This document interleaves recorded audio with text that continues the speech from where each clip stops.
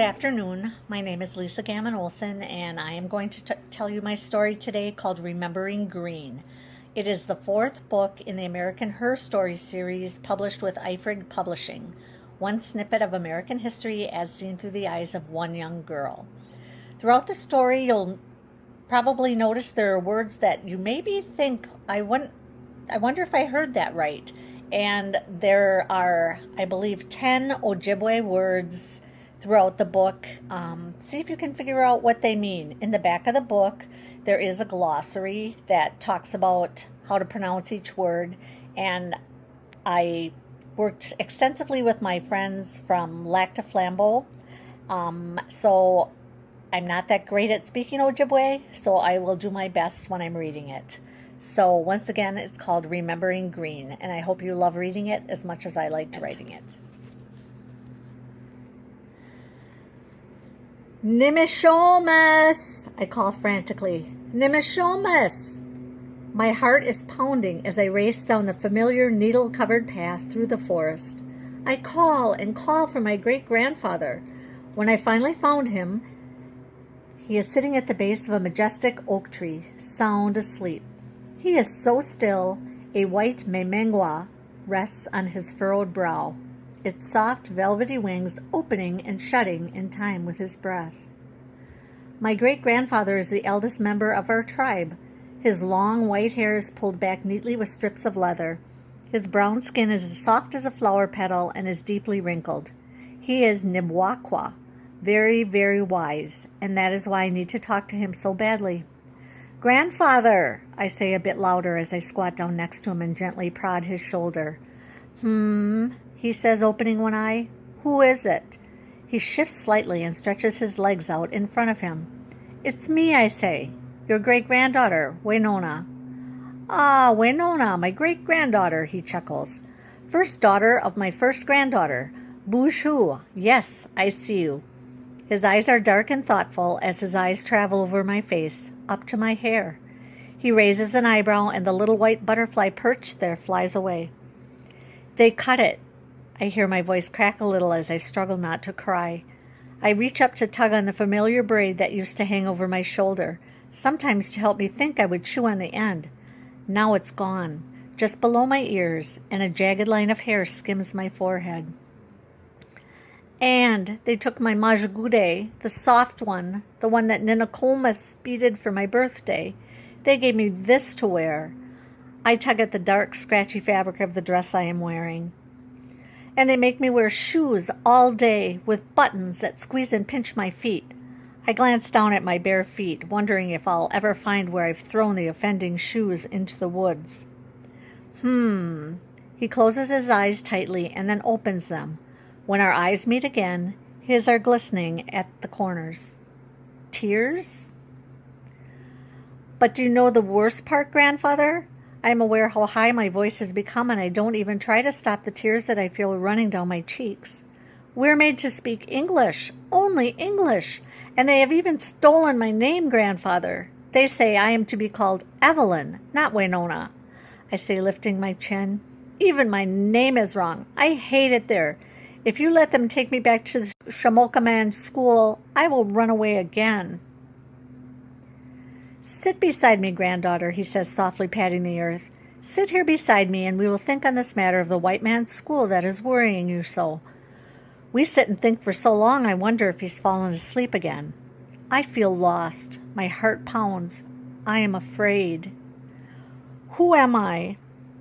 I whisper softly, mostly to myself. But Grandfather is listening.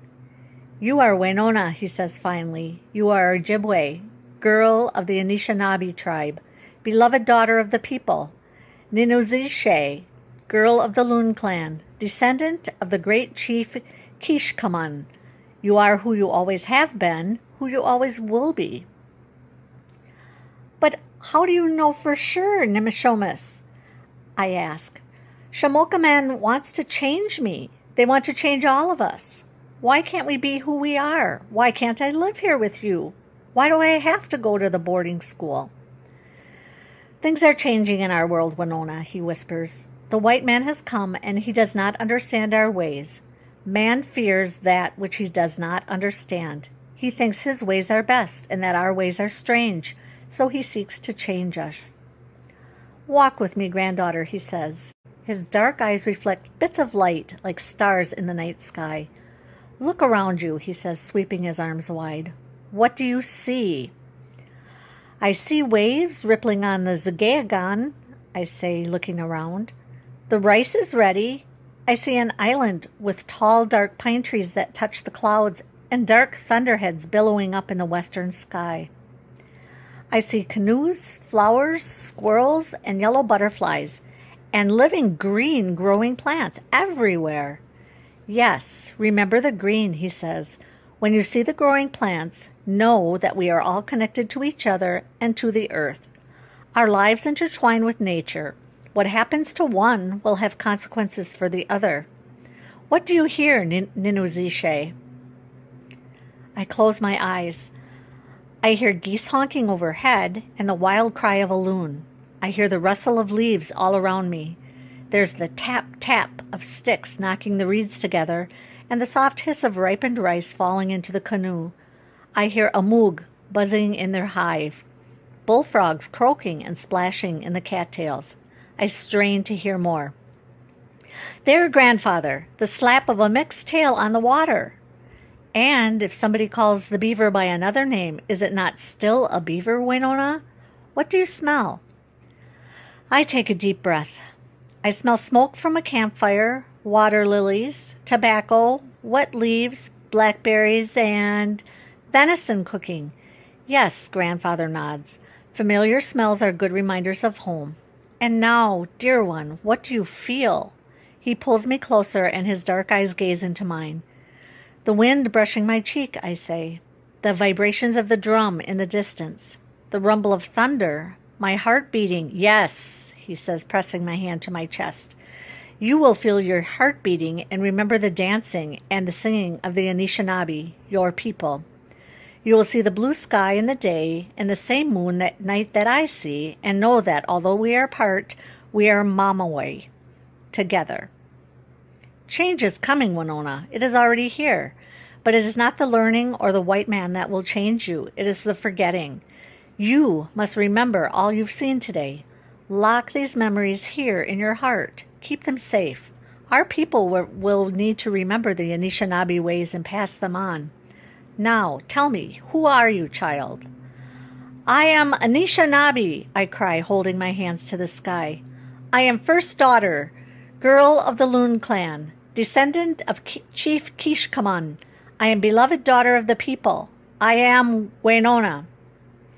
Yes, Ninuzeshe, that is who you are and who you always will be. Remember our ways. Whisper them to yourself, to your sons and daughters. He squeezes my hand tightly. Winona, do not forget the Ojibwe ways. I nod and squeeze his hand back to reassure him, but I'm not really sure how I will remember. Somewhere nearby, a drum beat sounds. Thud, thud, thud, thud. My heart quickens in recognition of the beat, but as I close my eyes and slow my breathing, my heart and the drum begin thrumming in unison. Thud, thud, thud, thud. We are the same in that moment. The drum and I are one. It is then that I know I will never forget. Although others may try to change me on the outside, who I am on the inside will always be Ojibwe. The wet leaves and the soft warm earth shift beneath my feet as I begin to dance. I hope you've enjoyed Remembering Green. Just a little history on the words. Winona is actually a Sioux name, and it means first daughter. Nimishomas means my grandfather. Memengwa is butterfly. Nibwakwa means very wise. Majagude is dress. Ninakumas is my grandmother. Shamokaman means white man, and it also refers to big knife, which refers to the bayonet on the end of the guns that were carried at that time by the soldiers. Ojibwe, it means puckered, probably because of the tribe's puckered moccasin style of their shoes. The Ojibwe people call themselves Anishinaabe in their own language, which means original people. Buju is a greeting. Zgeagung is a lake. Ninu Zeshe means my granddaughter. Amug, bees. Amik is beaver. Mamawi means together. And Kishkamam means sharpened stone. So I hope you learned a little bit about the history of our Ojibwe people. And remember to be kind to each other. Thank you for listening.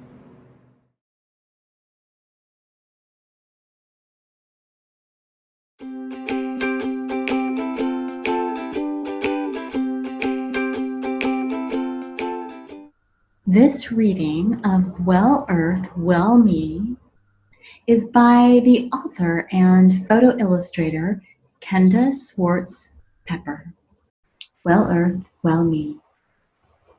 I really love this place we call Earth.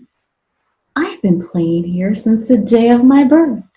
I especially like the hills and the trees, the sky and the clouds, and even the breeze. Well, Earth, well me, oh my, oh me. I like the desert, the mountains, the prairies and streams, colorful rainbows and bright yellow sunbeams. I like dahlias, pansies, posies, and sunflowers. The sunrise, night sky, snowflakes, and rain showers. Well, Earth, well me, oh my, oh me. I can ask everyone that I see, especially my friends and family. It would be so kind of you, oh pretty please, to help me help the earth breathe with ease. Won't you help me, won't you please, to make a well earth for you and me? Now we're going to sing the Well Earth, Well Me song. I'll sing it once and then we will sing it together. It goes like this. Well Earth, well me, oh my, oh me. Well Earth, well me, oh my, oh me. So let's try this together. Are you ready? Well Earth, well me, oh my, oh me. Well Earth, well me, oh my, oh me. Nice job. There are many little things that I can do, like turning off faucets and the lights too. When little things save water and energy, this is good for the earth, so that's good for me.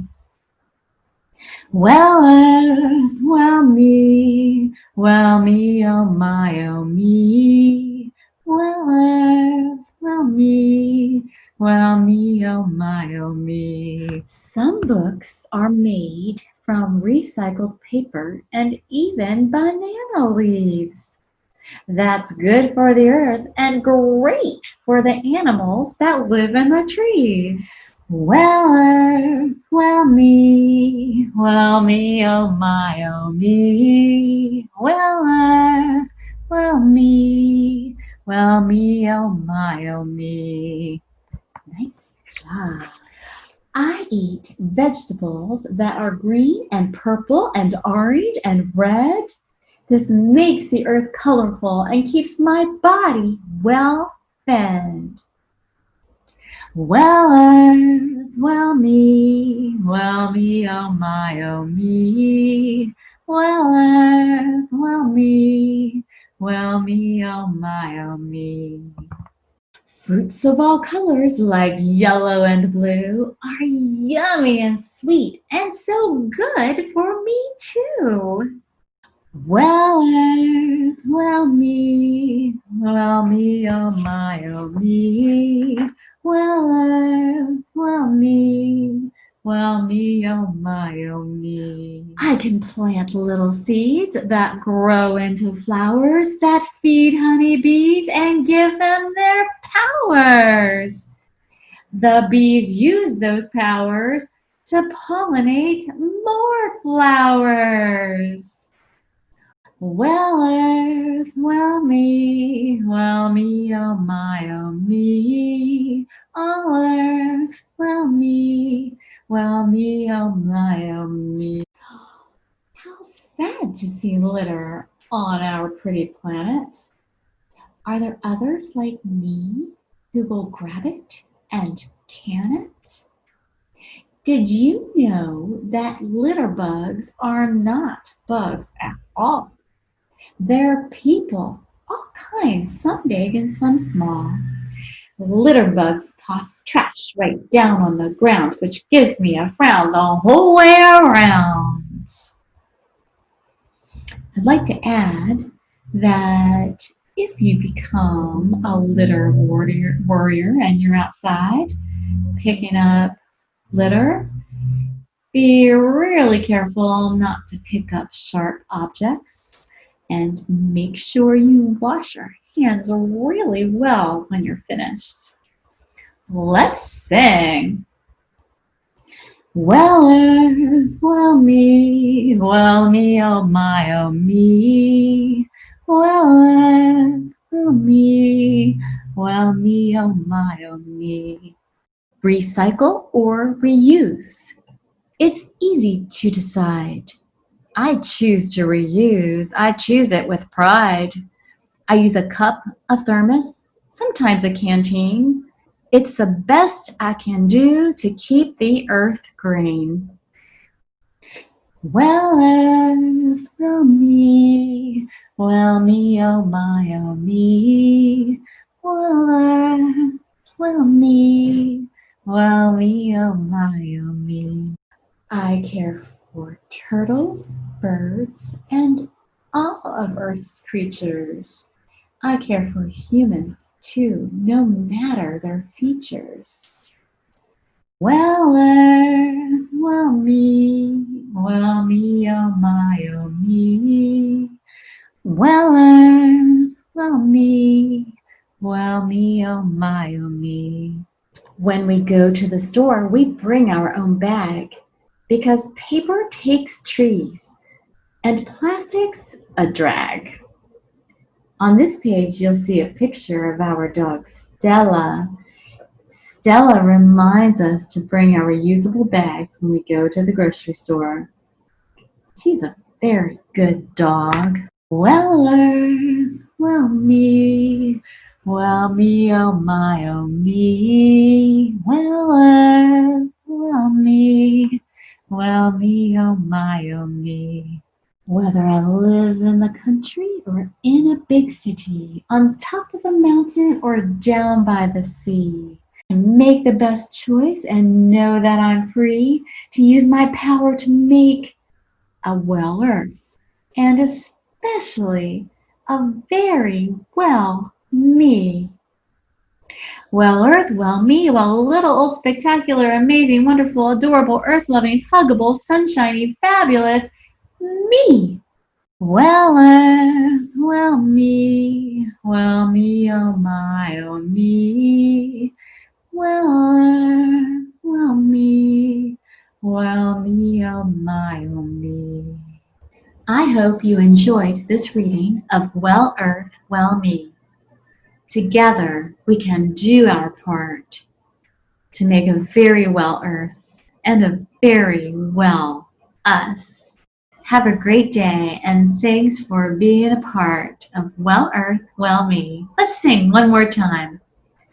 Well earth, well me, oh my, oh me. Well earth, well me, oh my, oh me.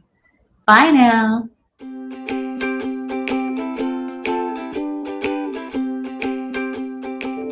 The Thief, the Witch, and the Shop of Curiosities by Mark Ishward. Chapter 1. The Thief. Peter woke in his bedroom in the dark. He was sure he had heard a noise. He sat up in bed. There it was again. It sounded as if it had come from downstairs. Was someone in the house? He stepped out of the warm bed into his slippers and grabbed his dressing gown from the back of the door, then slipped it on. Peter shivered in the cold of the early morning. He quietly crept down the landing towards his mum and dad's room. Halfway there he stopped and opened his brother Spike's door. It creaked on its hinges. Spike was 15, 5 years older than Peter, and was fast asleep in his bed. His complexion was a little lighter than Peter's, not as dark, as he'd taken after their mother, despite his big rugby player size. Unusually, he wasn't snoring. Not him downstairs, then. Carrying on to his parents, he entered silently, and there on the bed lay his mum and dad, also asleep. They lay peacefully quiet in the moonlight, a lovely contrast of colour between his mum's milk-white English and his dad's warm brown Namibian skin. Not them, then, either. He switched on the light, rushed over to the bed, and shook his dad's shoulder. Dad, there's someone downstairs." Nothing he did, no matter what, could rouse his father. He moved to his mother and shook her. Mum, there's someone downstairs. Come on, wake up, please." He shook her again, and this time he even pinched her arm. She didn't stir. His heart beat fast in his chest. "What's going on?" he said to himself, his stomach knotting tight with fear. He left their room and shuffled along back to Spike's. Same thing happened there too. Nothing he did would wake Spike. The last attempt he shouted, "Spike!" a little too loud. He knew this because just then the sound downstairs stopped. Oh no. Peter waited and waited, still no sounds. His heart pumping, he made a decision. He would go downstairs. Maybe the person had heard him and left. He tiptoed to the top of the stairs and started to descend. The first floorboard on the stairs creaked, and the second, and the third. Each time they did, Peter winced. The fifth and sixth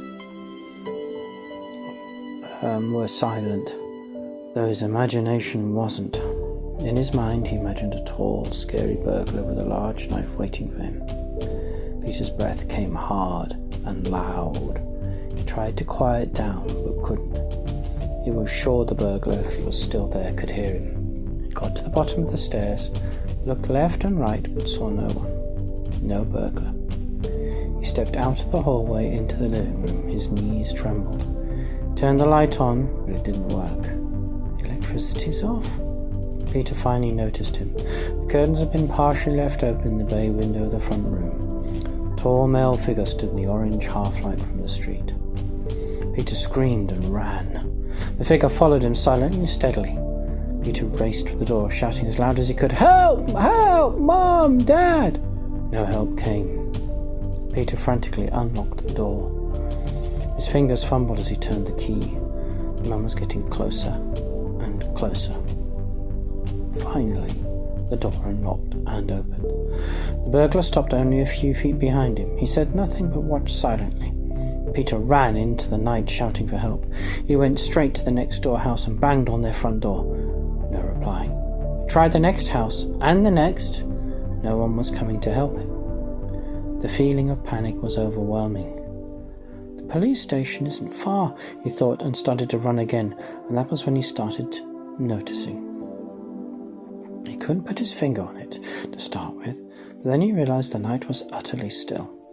It wasn't the usual false quiet of night, where if you listened carefully you could hear all kinds of things. This was a total silence. A silence so complete that he slowed down because the sound of him running was all he could hear, and he felt self-conscious and awkward. He looked for the first time at the road next to him and stopped altogether. In the road, 2 cars sat stationary, not parked on the side, but stopped right in the middle of the road. He looked both ways as he had been taught, left and right, and jogged over to the nearest car. Inside, a man stared straight ahead, both hands on the steering wheel, concentrating on the road. He tapped hard on the window. Hey, mister, can you help me?" The man didn't move, didn't even blink. "What's going on?" Peter moved to the other car. Inside, a woman sat in the driver's seat, also holding the steering wheel with both hands. Her mouth was open. In the passenger seat, a man sat turned to the woman driving, his mouth open as well. They looked like they'd been frozen mid-conversation. This time Peter didn't bother tapping on the window. He turned and ran in the direction of the police station. He veered down left side of the road and past more cars frozen mid-journey until he saw the lights of the police station. It was an old grey stone building with 2 columns in the front. Over the door, a lit sign said, Jedderington Police Station. Peter dashed through the front door and stopped dead. Directly inside was the inquiry desk. A policeman stood on one side of the counter, unmoving. Opposite him stood a man pointing a finger at him, his mouth agape. Neither moved. Neither even breathed. Peter walked slowly around them. He nudged the man, who was like stone. He waved at them, stamped his foot, shouted, and out of frustration he began to cry. Tears flowed, and he felt ashamed. What is this? Peter sat down on the wooden bench that leaned against the opposite wall. He felt cold. He wiped his eyes with the sleeve of his dressing gown, lay down on the bench and curled up into a ball, tucking his knees up to his chest. He lay there for a while, thoroughly miserable. The hardwood of the bench was the definition of uncomfortable. When he couldn't stand it anymore, he sat up and took note of his surroundings in a little more detail. The clock on the police station wall seemed broken. The hands didn't move. For a while Peter just sat there, shivering, deeply unhappy. Then an idea took hold. He got up, went to the desk, and looked at the watch on the wrist of the man. His watch wasn't working either. He looked at the policeman's. His was also broken. And even more curiously, all 3 timepieces had broken at the same time. Or had they? Time has stopped! Time has stopped! Peter shouted. It's the only thing that makes sense, but how is that possible? Peter started to pace in the waiting room, debating aloud. It makes sense. Mum, Dad, and Spike didn't wake up. Neither did the neighbours. The cars were all stopped. The people were all frozen. Watches and clocks all stopped at the same time. What should I do? Go home? Talk to him? What if he hurts me? Or kills me? He stopped pacing. He probably could have done that already. He sat down again, clenching and unclenching his fists. You're acting like a coward, Peter. Your family is there. Go back and do something. He stood up and strode out the door, his face full of purpose and his legs full of jelly. Peter was going home. It took ages in the eerily silent darkness of the town. His fear stalked him all the way, even when he reached the door of his house. It was wide open. He entered. The lights were still out, but he could clearly make out the shape of the man at the bottom of the hallway. He hadn't budged at all. Not an inch. The figure motioned for him to follow. Peter forced one foot in front of the other. He was shaking, but not from the cold. Peter walked slowly down the corridor and followed the tall intruder, who sat down in Dad's easy chair. Peter sat in Mum's opposite the burglar, who lit a candle and put it on the coffee table. The white candle sat in an old-fashioned pewter holder. For the first time, Peter had a clear look at him. He was a handsome man, with dark hair and dark eyes, dressed all in black. His complexion was slightly dark, with a Mediterranean look. Peter spoke first. What's going on? What's happened to time? The burglar took out a most extraordinary object from his outer jacket pocket and placed it next to the candle on the coffee table. It was an old-fashioned silver alarm clock, about the size of a grown man's hand. Sitting on top of it was a living creature, a blue imp, no bigger than the man's finger. It held the little and big hands of the clock. Alarmingly, it grinned and winked at Peter. A useful device, explained the burglar. Who are you? Peter yelped. I'm known as the thief. Please, can you put everything back to normal? Soon. But I need you to listen. I know you are scared, but do you think you can do that? I guess so. Do you walk through the high street in your town on your way home from school? Yes. The next time you do, look for a black door with a red knocker. It will have a sign above the door. The sign will read Bottega. The sign on the door will look very old. Peter frowned. I don't understand. There isn't such a place on the high street. There will be. Listen, when you see it, go and knock on the door. What if I don't? Peter challenged. You will. How can you be so sure? Ask yourself this and then decide. Why, if all of time was frozen by my device, were you unaffected? Think on that. And if you want an answer, knock on the black door. He stood up, leaned over, picked up his imp-controlled clock device, put it back in his jacket pocket. He then picked up the candle in its pewter holder and mysteriously put that in his jacket as well. The moment he did, the room turned dark and the living room light came on. The thief was gone. Peter sat alone. Dad! Mom! Spike!